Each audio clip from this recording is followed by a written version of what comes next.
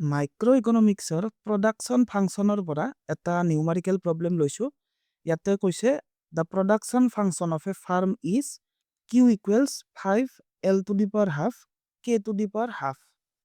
আমাক উলিয়াব দিছে find output when the firm employs 100 units of labour and 16 units of capital. অৰ্থাৎ আমাক উলিয়াব দিছে যদি ফাৰ্মে 100টা লেবাৰ আৰু 16টা মেচিন ইউজ কৰে বা এমপ্লয় কৰে তেতিয়া ফাৰ্মৰ টোটেল প্ৰডাক্ট বা মুঠ উৎপাদন কিমান হ'ব। সো প্ৰব্লেমত দিয়া প্ৰডাকশ্যন ফাংচনটো প্ৰথমতে লিখি ল'ব লাগিব যে Q equals 5 L to the power half K to the power half. যদি লেবাৰৰ ইউনিট 100 হয় আৰু কেপিটেল বা মেচিনৰ ইউনিটছ 16 হয় তেতিয়া কিউৰ ভেলু কিমান হ'ব।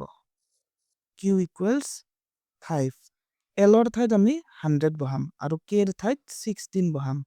So 5 into 100 to the power half then into 16 to the power half.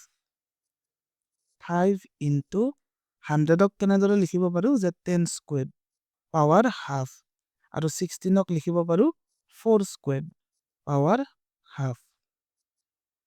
5 into ইয়াতে 2 আৰু 2 কাটা গ'ল থাকিল 10 আৰু ইয়াতেও 2 আৰু 2 কাটা গ'ল থাকিল 4। এইখিনি সলভ কৰিলে কিমান পাম যে 5 ইনটু 10 50 ইনটু 4 200।